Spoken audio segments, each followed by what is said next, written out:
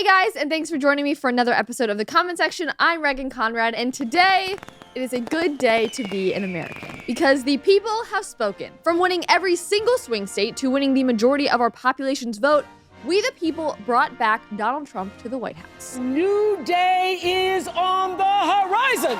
And this is proof that a nearly 250-year-old democracy still works like new. And unlike so many other countries around the globe, our leaders meet with grace as they shift power between the two. Here is our president meeting his former enemy during the race. Out with the old, in with the new.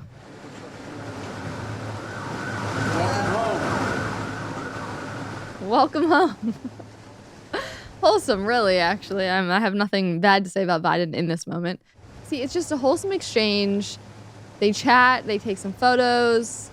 Melania looks unimpressed, which I think is hilarious. I'm going to be talking about her in another episode probably tomorrow, but she really just has, you can't even see her eyes. But Jill Biden's coat and outfit, I just have to say, she is wearing purple. It's a Ralph Lauren purple outfit, and I just think it's funny. And a lot of other people from this exchange in particular picked up on Jill's outfit. Someone said, there is no doubt both he and Jill enthusiastically voted for the Trump van's ticket. Someone else said, oh yeah, he did. And never forget when Jill Biden signaled her Trump support. And again, this is her look on election day. And now on inauguration day, she's wearing purple, not blue, but not red, purple. Now, whether or not Jill voted for Trump, the majority of America did. Someone like Trump is truly evident of a people's vote. He does not make sense for the establishment or the political powers that be, and yet he's back. He was hated by many members of his own party, and yet he's back. Why? Because the American people wanted him. And eventually the rest of the party had to get on board because they too work for us. This celebration and yesterday give us permission to be patriotic again.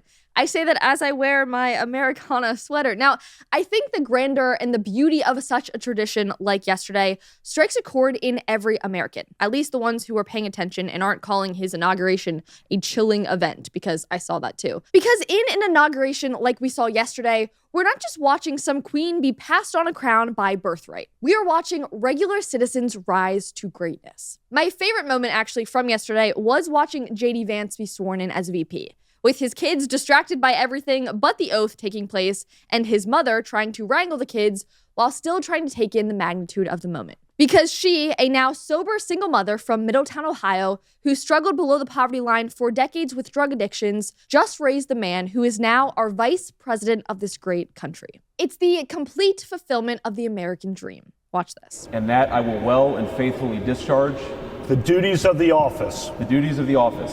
On which I am about to enter. On which I am about to enter. So help me God. So help me God. Congratulations, Mr. Vice President. Just seeing the smile on his mom's face during this is so precious. And if you know his story, it's so remarkable and cool. One user on Twitter pointed this out and he said, JD Vance was born into poverty and abuse to a drug-addicted single mother. Today, he was sworn in as the Vice President of the United States of America. Your circumstances of conception and birth do not determine your value, worth, and potential. Spot on.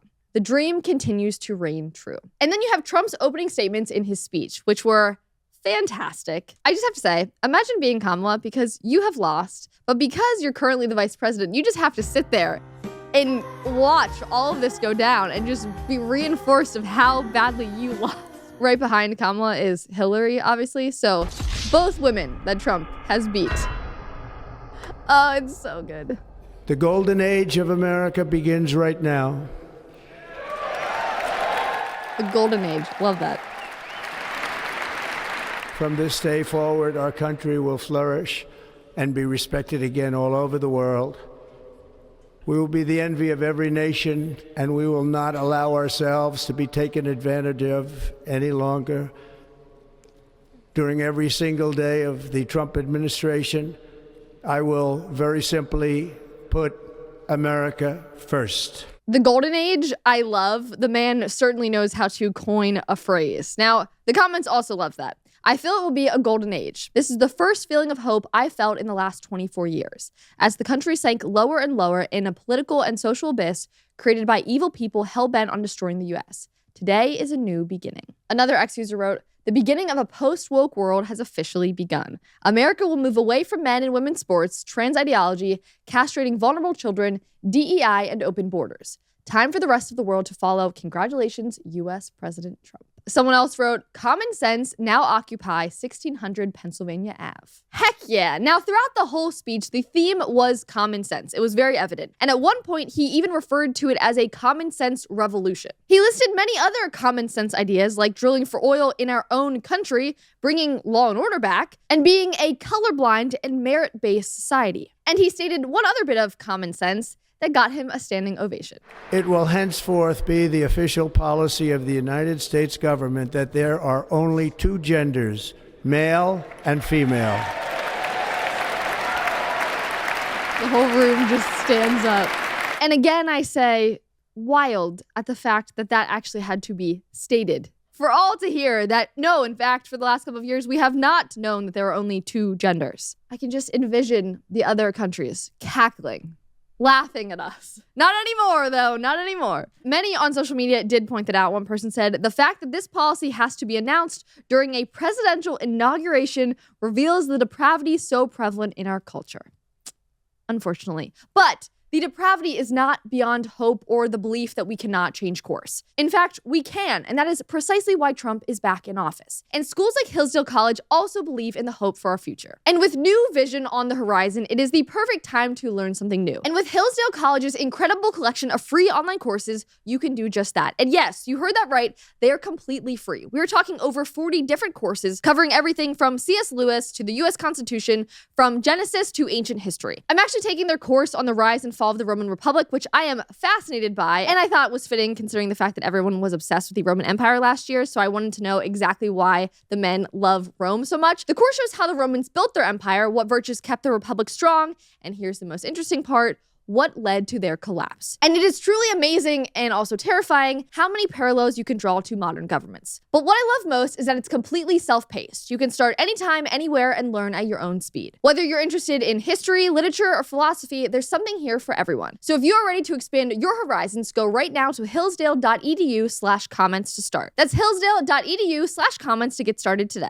Now, as for Trump's new vision for America, he talked about his plans to be a peacemaker and a unifier. And though I have heard similar words said before by inclusive and peace-loving individuals who did not deliver on those promises, Trump hasn't even been in office for a full day at this point, and he has already delivered. For example, the hostages are being returned, and no one can dispute that he is the one who brought in that needed peace. Just watch this video from some of the first hostages coming home. 15 months, guys. 15 months. Yes.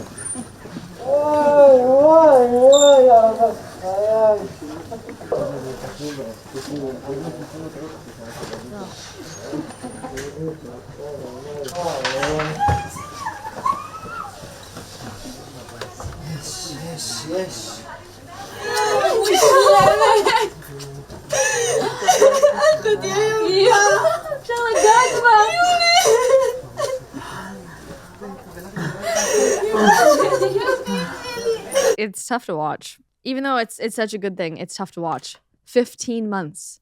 Trump comes in, it's done. It's handled. They're coming home. Peace through strength. And there are still many, many more that need to come home. I think 95 at this moment when this recording is happening, so hopefully that will all happen very, very soon. The golden age is upon us indeed. Now, after the inauguration and inaugural parade at the Capital One Arena happened, he went back to his old office to sign a list of executive orders he promised he would get done by day one. The list is pretty wild, but I am just going to list off a few of my favorites. Libs of TikTok did a great breakdown of all of the executive orders as they happened in real time, so here's some of the things that they picked up. Most recently, they posted, Trump has signed an executive order to withdraw from the Paris Climate Treaty, which I believe he did before, and now he's doing it again. Trump signed an executive order directing all federal employees to return to full-time in-person work. No more COVID vacation at home, you remote employees. Sorry. Get your ass up and work. We all know you don't get as much done at home, so you federal employees. Trump signed an executive order to end the weaponization of government against political opponents.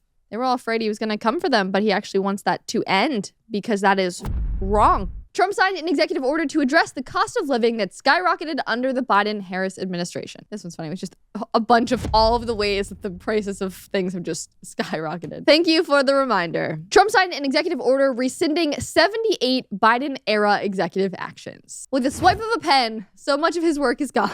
That's what happens too when you sign a bunch of executive orders. They can just be flipped. But a lot of these that Trump is signing can actually be then put into law via congressional action. So he's just doing it like this first, but then the actual actions will come to solidify some of this stuff. So it's not just swipe of a pen for the duration of his presidency, which is good because too many executive orders can be undone. Trump signed an executive order pardoning nearly 1,500 J6 defendants. Trump signed an executive order designating cartels as a foreign terrorist organization. Yes. Yes, Trump. That is fantastic news. Mexico probably doesn't want that, but we have to do what's right. Why that wasn't done long ago, I have no idea. Trump signed an executive order to secure the southern border. Again, why has this not happened? But nonetheless, the past is in the past. I don't have to worry about senile old Joe anymore. Trump is getting things done. Trump signs an executive order restoring a merit-based hiring system. I thought that's how hiring works. I guess not. Not in Joe Biden's America. And then this AI photo of just Trump next to RIP DEI. Trump signed an executive order granting TikTok an extension to sell to an American buyer. So confirmed, Trump is in fact saving TikTok at least for the next 75 days. Trump signed an executive order ordering the creation of the Department of Government Efficiency, aka DOGE. It's here, it's official, it's in writing, it's happening. Watch out, all you federal employees that are getting nothing done. Because I'd find you.